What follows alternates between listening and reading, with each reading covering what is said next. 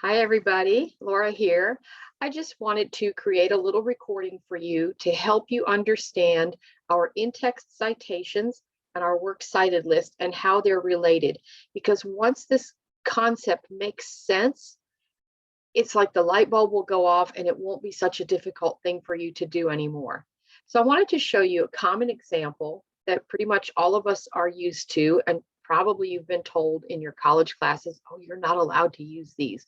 Well, I'm not encouraging you to use this as a source. I just want to show you how what we're doing is no different from what's being done in the rest of the world. So now you should see a Wikipedia page about pizza. And you've all seen Wikipedia pages before. They're good resources for things that don't matter too much, aren't considered a really viable scholarly resource, but they're good if you just wanted to know, for example, about the origin of pizza and where it came from and what it's usually composed of. So if you're looking at this page, you'll notice that there are little numbers in square brackets. And when you hover over them, you can see the source that that refers to. That's a little bit different than the way we do it, but it's really similar. So notice that this source right here is being attributed to somebody whose last name is Naylor, first name is Tony. We can see the name of the article. The title is How to Eat Neapolitan Style Pizza. We can see that The Guardian is the resource that published it. We can see when it was published and when it was, in this case, retrieved. We call that accessed. This one is by someone named Maria Godoy, and it's alphabetized under G, Godoy. Again, we can see the date, the title, the publisher, and when the author of this Wikipedia article retrieved it for use.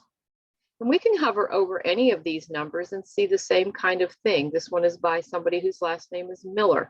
So if you were using this source because you were writing an essay about pizza, you would alphabetize this one under Miller on your works cited list, and you would refer to the source as Miller in parentheses in your essay.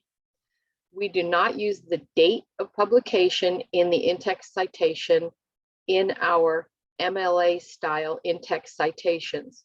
We use only the person's last name and the page number if we happen to know what page this source was originally on. So for example, if you were using this source right here in your works cited, it looks like this was all on one page. So you would put in parentheses in your essay, in your works cited, parenthesis, Baofu 281, parenthesis, period. Okay, and that's it. And then your source at the end would look a lot like what this person is using here. So let's say that this is your essay on pizza. It's a long one. What they're calling references here, we would call the works cited list. The big difference in the way that this one is formatted and the way that yours will be formatted is that this one goes in the order in which they appeared in the person's essay. We would put them in alphabetical order. So here's Naylor, here's Godoy, Maiden, Miller, Baofu. Now let's look at this one right here. Source number 7, make it a little bigger for you. Source number 7 does not have an author. You just want to hear me say this in Italian, don't you? This source starts with only a title, and then it starts Associazione Verace Pizza Napoletana. I don't really speak Italian, I just know how to pronounce it. So we would alphabetize this on our works cited list under A, under ASSOC, etc. Okay. Here's another one over here that has no author. It would be alphabetized under P for Pizza Garden. Okay. So that's the big difference between Wikipedia and the way that we write. But I hope that you can understand that the spirit of the thing is the same. The person who wrote the Wikipedia essay or article on pizza is citing their sources. They're citing them numerically. We cite them alphabetically.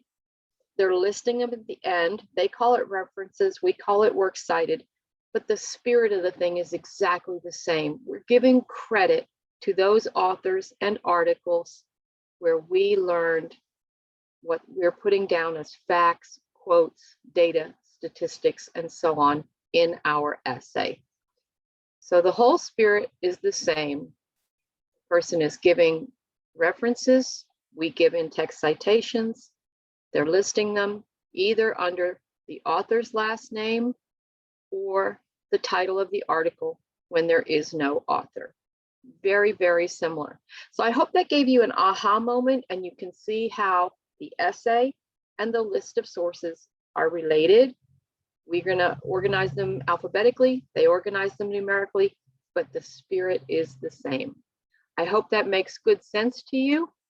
And if you have any questions, let me know. We will continue to work on this until everyone has their aha moment and can cite their sources beautifully.